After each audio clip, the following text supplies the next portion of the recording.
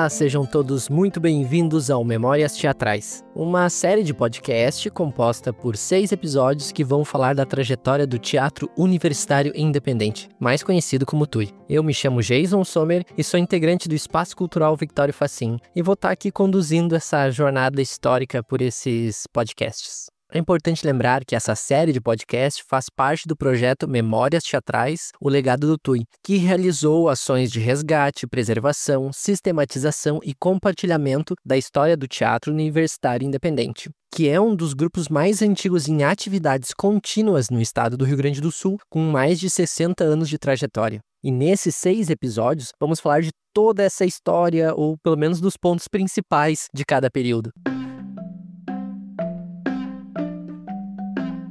Bom, mas não tem como pensar, falar ou imaginar o TUI sem mencionar seu principal integrante, Clênio Fachin. Ele foi a principal pessoa a articular, produzir, apresentar e dar continuidade ao grupo em suas inúmeras fases. Clênio foi uma pessoa incrível, um carpinteiro do teatro, um visionário, um produtor incansável e uma pessoa generosíssima. Esse projeto como um todo, além de ser um importante resgate histórico, é uma singela homenagem a toda a história de Clênio Fachin. Infelizmente, ele faleceu, mas deixou um legado imenso para Santa Maria e para o teatro gaúcho. Esse projeto busca fazer jus à sua trajetória, dar um pouco de reconhecimento ao trabalho consistente realizado por ele e pelo TUI no interior do estado. Eu não cheguei a conhecer o Clênio pessoalmente, mas pude entender um pouco mais dele ao pesquisar sobre o grupo nesse projeto e também ao ouvir relatos sobre o TUI, a conversar com pessoas que fizeram parte e integraram a trajetória do TUI. Durante esses episódios, além da minha voz de taquara rachada, vocês vão ouvir pequenos trechos dessas conversas que tive com ex-integrantes, apoiadores e parceiros do grupo. Esperamos conseguir dar conta de apresentar o TUI, o Clênio e o teatro que foi feito em Santa Maria pelo grupo e pelas pessoas que o constituíram. Nesse primeiro episódio, vamos tratar das atividades da década de 60 até o início dos anos 70. E, para começar, é importante falar alguns pontos sobre essa pesquisa histórica e esses episódios. Sabe, algumas contextualizações. O podcast não vai abordar cada detalhe das décadas, vai fazer um apanhado e mostrar os principais pontos do trabalho do grupo em cada momento. Essa não é uma desculpa nem nada do gênero, afinal são 60 anos de história e tem muita coisa para se viver e se falar desse tempo. Mas tivemos algumas dificuldades, tanto pelo distanciamento temporal de alguns períodos, quanto pelo acesso aos materiais da época, sejam eles jornais, contratos, fotos e outros tantos documentos. Para falar de toda essa história, além das conversas que eu tive ao longo do processo de pesquisa, a gente utilizou muito o acervo que o Clênio guardou com a história do grupo. Era bastante coisa, mas muita coisa também se perde ao longo do tempo. Um ponto importante é que parte das informações vem de relatos orais, o que pode ocasionar em certas confusões ou inconsistências. Por exemplo, Clênio sempre mencionou 1961 como o ano de início do grupo, talvez vinculando o início das atividades do grupo ao início das atividades da Universidade de Santa Maria. E por que essa assimilação faz sentido? Bom, porque o TUI surge após uma briga dos integrantes do TUSM, Teatro Universitário de Santa Maria, com a reitoria do UFSM. Clênio era diretor do TUSB na época da briga e, junto com alguns amigos, se desvinculou da instituição para dar continuidade às atividades com teatro, sem estar sob a tutela ou a vigilância da universidade. Para Clênio e também para os outros integrantes da época, o TUI é uma continuidade direta do TUSB. Há pessoas que entendem como coisas separadas, mas nós escolhemos dar continuidade ao entendimento e às percepções do Clênio. Então incorporamos o tempo do TUSM à trajetória do TUI.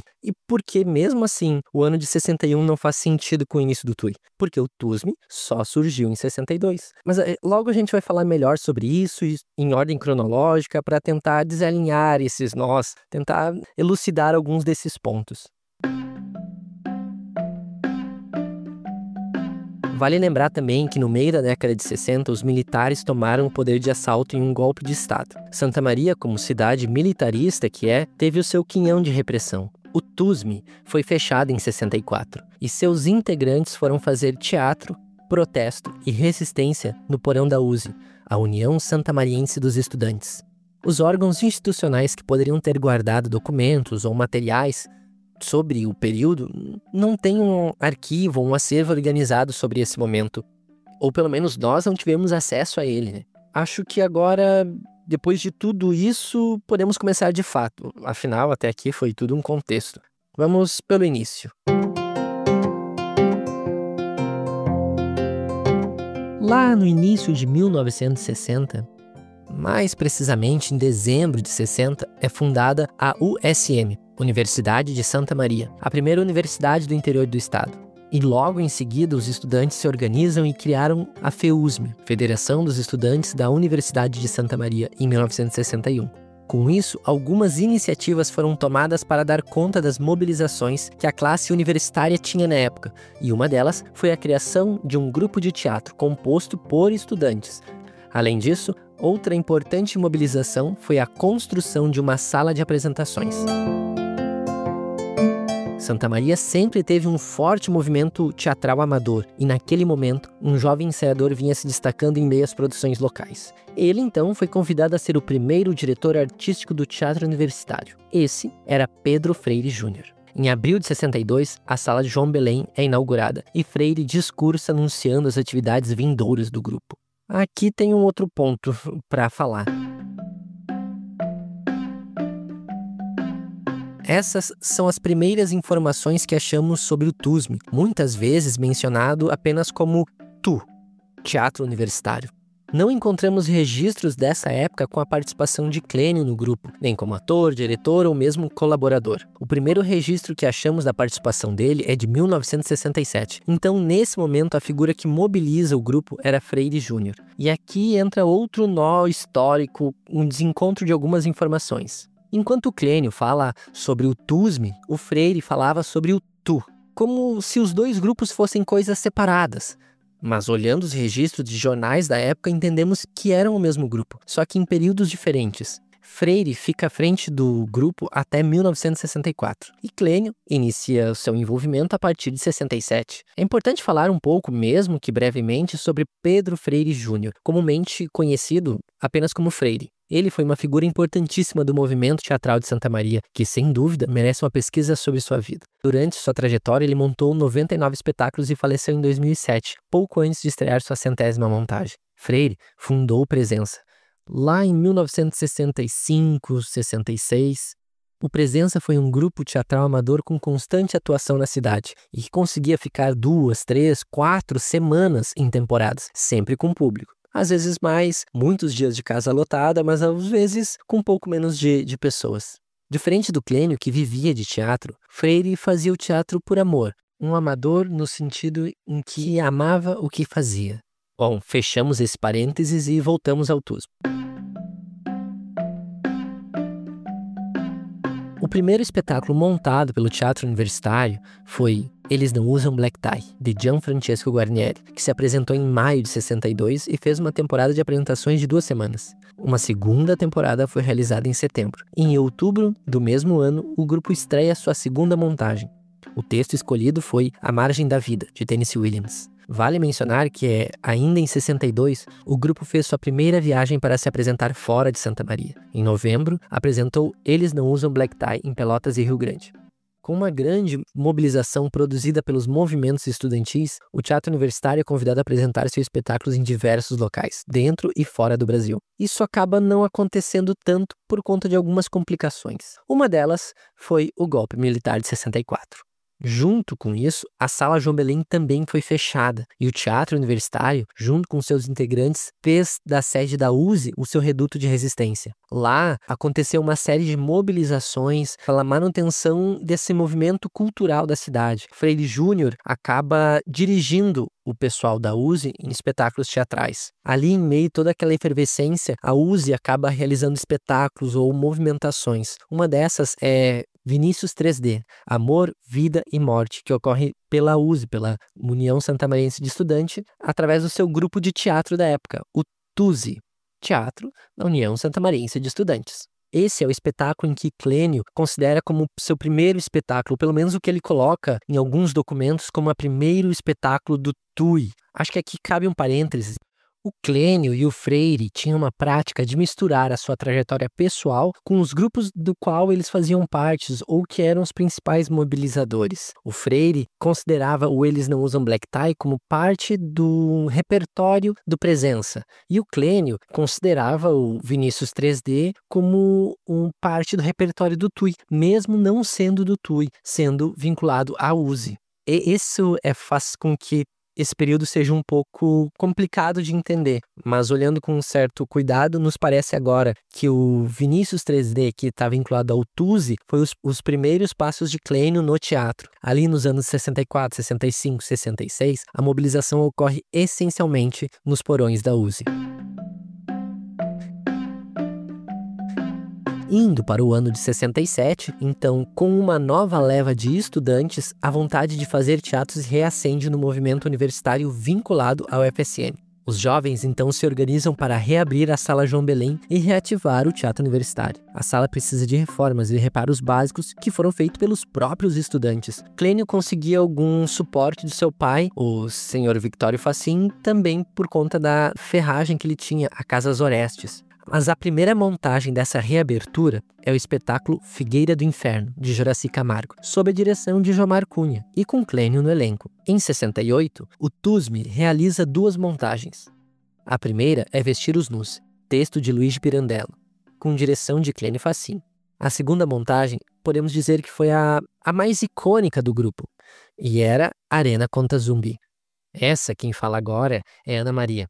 Ela fez parte do elenco do Vestir os Nus e, posteriormente, do Arena Conta Zumbi. O Guilherme veio com a proposta de fazer esse trabalho de João Francisco Guarnieri, junto com a música de Dulô, para a gente fazer uma peça diferenciada. O espetáculo Arena Conta Zumbi, que era um musical, tinha um elenco composto por 12 atores e mais 4 músicos, e teve a sua estreia no primeiro Festival Latino-Americano de Teatro Universitário de Manizales, na Colômbia.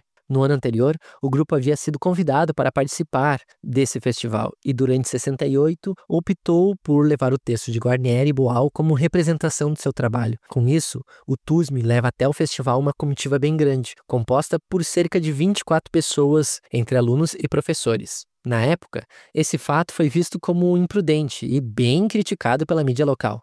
Em Manizales, o espetáculo é laureado pelo público e tem grande repercussão positiva, chamando a atenção dos jurados do festival. Agora vamos ouvir algumas palavras de João Luiz Beck. Ele foi um dos atores da montagem do TUSME, do Arena Conta Zumbi, que se apresentou lá em Manizales, na Colômbia. Fomos muito bem recebidos pela crítica popular e não recebemos menção honrosa, mas não o prêmio máximo não recebemos.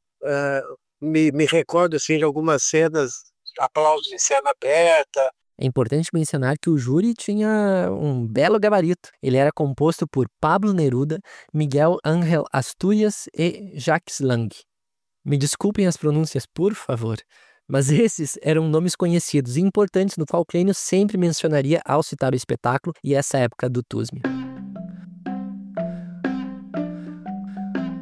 Ao retornar, o TUSME apresenta o espetáculo mais algumas vezes em Santa Maria e Caxias do Sul, impressionando o público pela qualidade, pela experimentação cênica e, claro, pelo impacto da história sendo contada.